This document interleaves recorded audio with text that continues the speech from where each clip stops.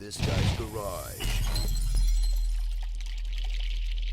Like and subscribe. The level of threats and misogyny I'm subject to both online and online and in person are such that I often fear going out in public, and that is not a sustainable or a healthy way to live. I've been verbally assaulted in the grocery store in my community with a man yelling, "F Trudeau, F you, you're going to jail for what you've done." Mr. Chair, I want to begin by acknowledging the brave woman sitting beside me on this panel, MP Pam Dumoff, who has done so much to bring the issue of harassment and threats of members of Parliament, particularly women, to the forefront of the conversation that is so critically important to speak about right now. And it's important because it is literally the core value of our democracy here as Canadians. Are we able to disagree without being disagreeable? Are we going to save what democracy looks like for our younger generations coming forward? If we are not able to stop the harassment of each other in the name of partisan politics, we are not going to survive as a democracy. Our next generation is going to be completely disengaged, disenfranchised, and will have no trust in democratic institutions at all. And I think that this is very, very vital for us to recognize. First of all, I want to say, based on personal experience, that the type of language that you both have been subjected to by members of the public, it's unacceptable, right? I think that's something that we all can agree on. And I think the question now is, how do we move forward? So, as a member of the opposition, it is my job to hold the government to account. And so for me, when I come into the House of Commons sometimes, and I've asked the Prime Minister questions, I will state a fact that's in a report, and then he'll stand up in the House of Commons and say that I'm spreading misinformation. So how are we, because you've both had good suggestions. You've said that we need to allow for room for legitimate criticism of the government.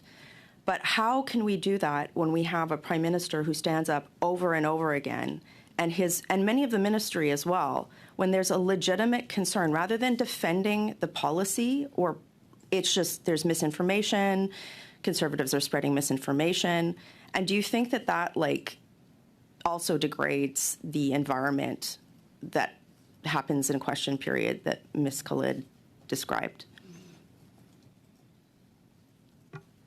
Thank you for the question. And I remember a debate that you and I had, Ms. Rempel-Garner, some time ago in a late show. I think it was quite emotional for both of us talking about this very issue and how we could all rise above. And I think it's incumbent on every single one of us to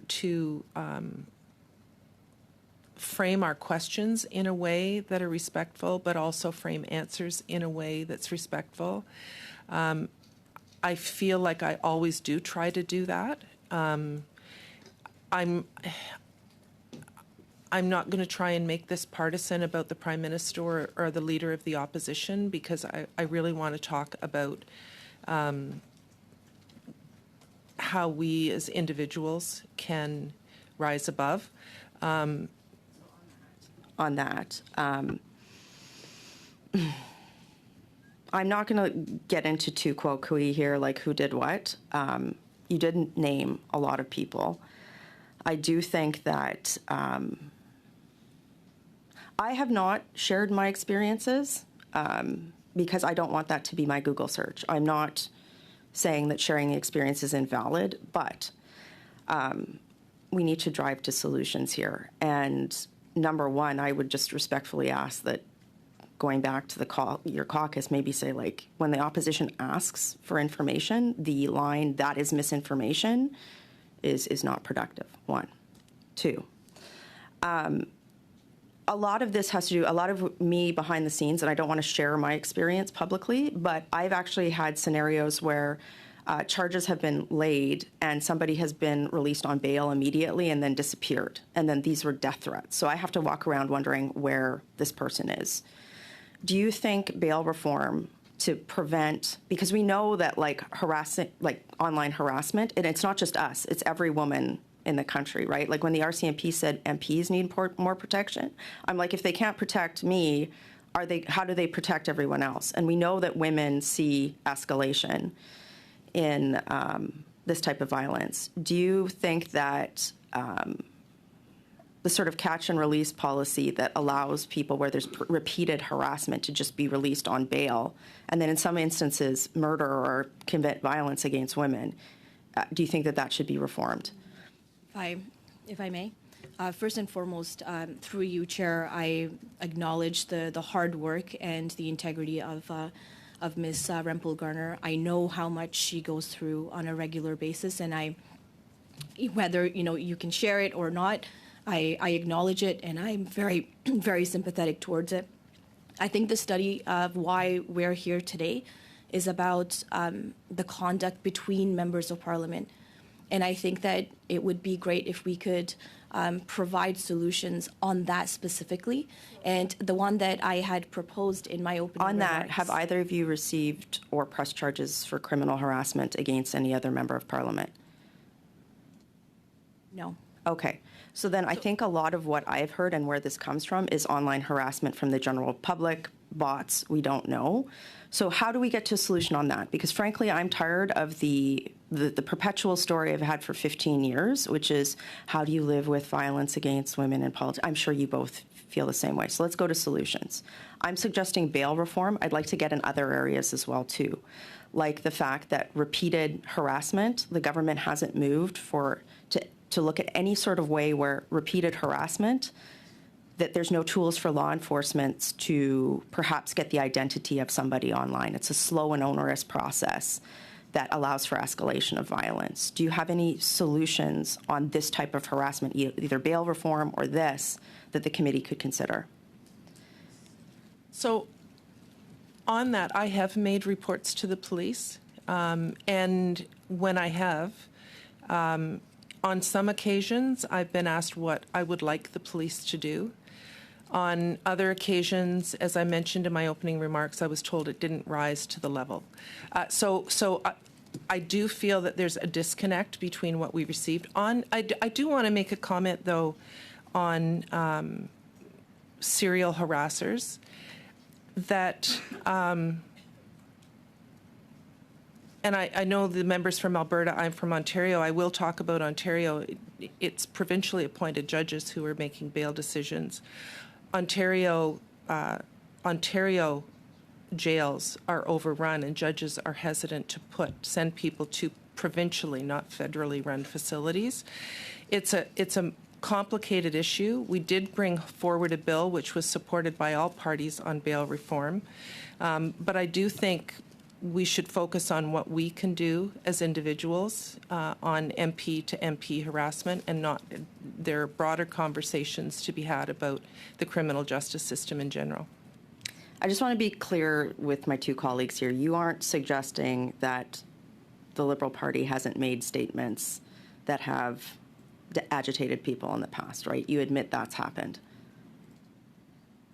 I think every MP needs to look at what they've done, Michelle. So I'm not going to say the Liberal Party, but I will say that there have been instances when individuals in my party have done things. So I asked this to prove a point, because where we can't get to a point is like, if you two aren't willing to say that the Liberals have not engaged in this behavior, I have been on the receiving end of what you have described, but what your members have done. So what we can't get into when we're talking about solutions is pretending that one party is above scrutiny, right? And so to avoid that, I would suggest that the solutions need to be oriented towards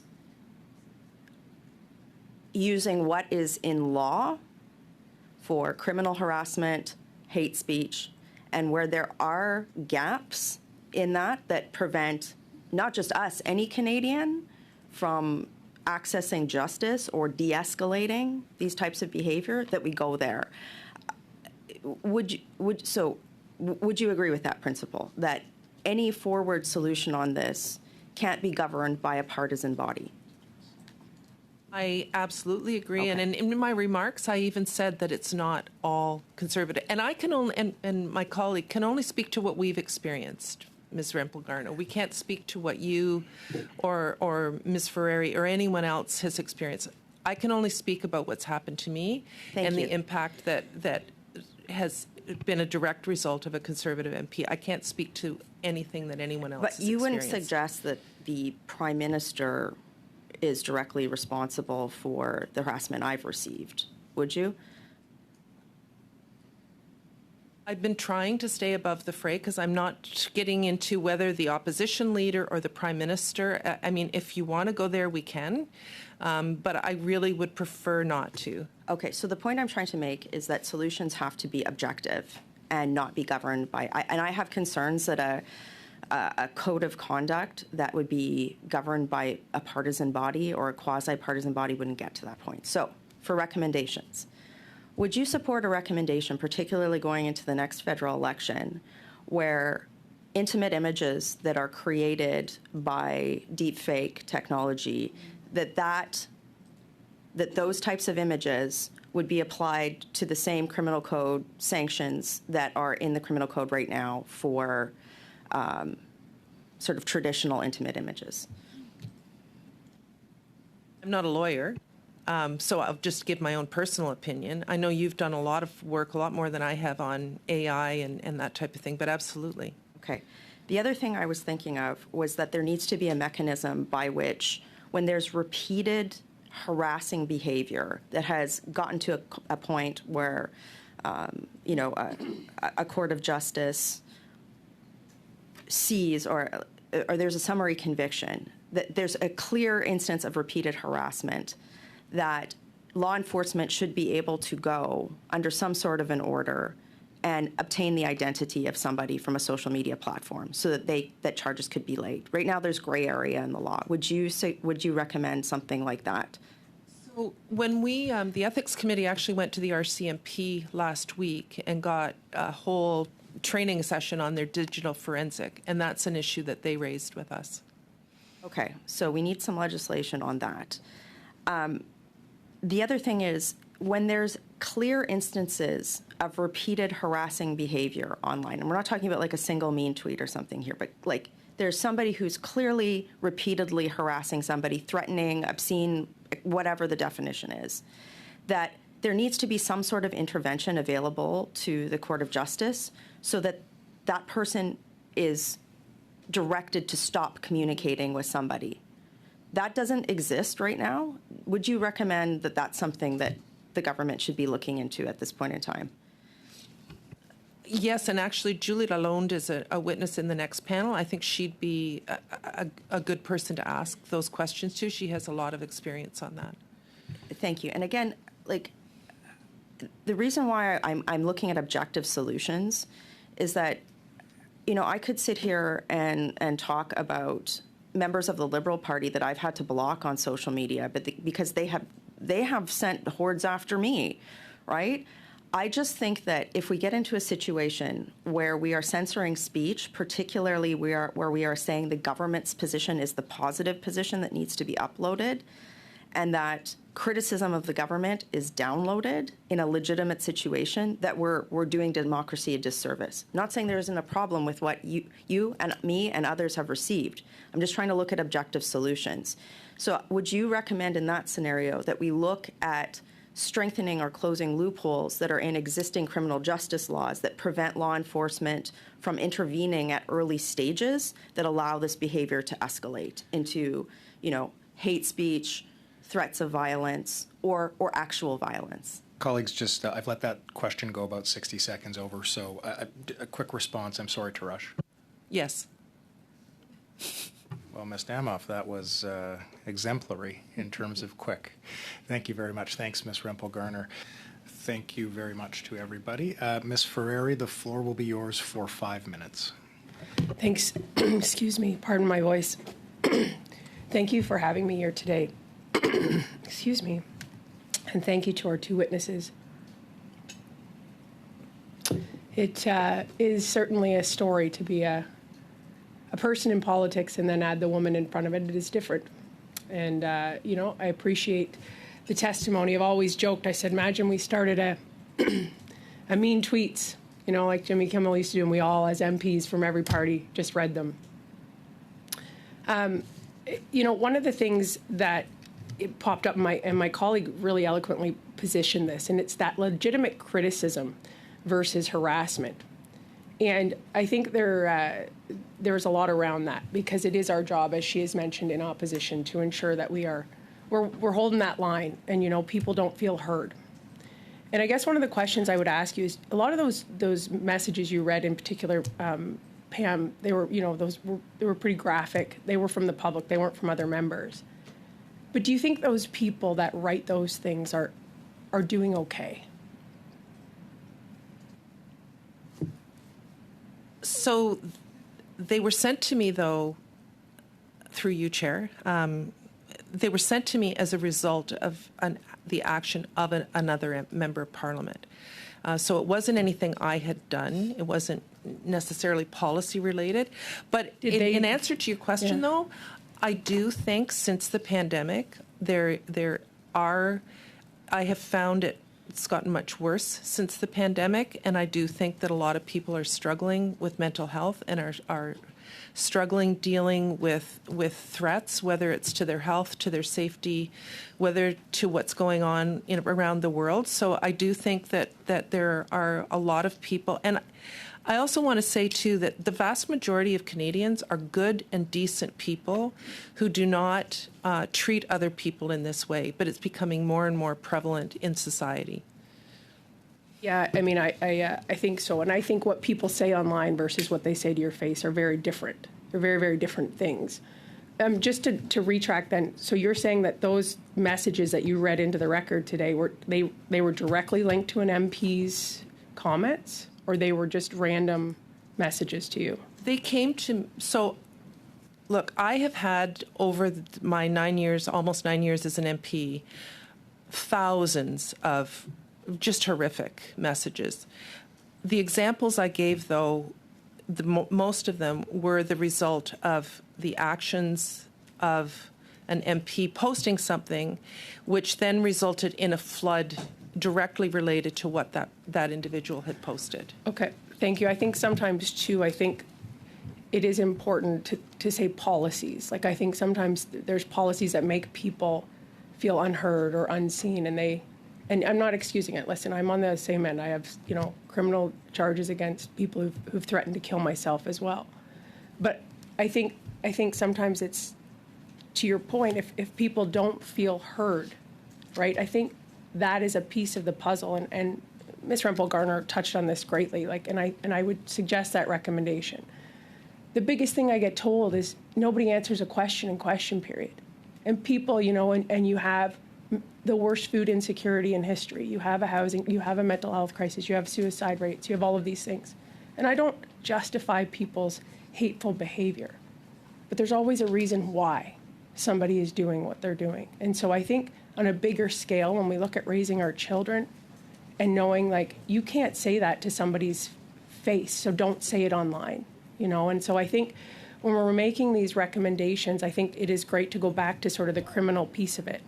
One of the things that's come up a lot in my work is the Victims' Bill of Rights. A lot of people feel that criminals have more rights in this country than victims. And in 2020, there was an ask by the Office of the Federal Ombudsman for Victims of Crime, asked for a parliamentary review of the Canadian Victims' Bill of Rights, citing top 4 issues that needed to be addressed. And it's never been addressed. It's never happened. And so I guess my question to you is twofold. Where do you see that? You know, should that be re-examined? Would you suggest something like that as well? Can I share with you? So a couple of months ago, MP Michael Barrett had started a Facebook Live in which he had called my colleague and I corrupt, released our emails, etc., which led to a whole bunch of hate coming towards me, people calling, people emailing, on social media, etc. But there was this one lady, Peggy. She drove 2 hours to my constituency office, and she was very, very upset, asking me why I was a corrupt individual. Why am I shutting down committees? Why am I not allowing investigations to happen? Why do I think it's okay for us to XYZ? I sat down with her. We had a conversation for about half an hour. And she gave me the biggest hug when she left. And I think to me that really proves a point. When I talk about the politics of agitation, it is that spreading or framing an issue in a way that really does agitate people, that makes them anxious. It adds an extra layer to whatever they're dealing with on a daily basis as it is. So I think that we as members of parliament have a responsibility to be more fair in how we engage in social media. Sorry, so just to clarify, do you think the Victims' Bill of Rights needs to be amended? So on that, I've got a meeting with the ombudsperson for the victims of crime. I've met with the office in the past. They reminded me that most people who are in jail are also victims of abuse. So, you know, I think any of our policies, whether it's the Victims' Bill of Rights or several other things that we deal with, it's always a good thing to take a look at them. But I think we need to bear in mind, you know, and if you've met with that individual, the ombudsperson, you'll know that they have a very balanced approach to victims.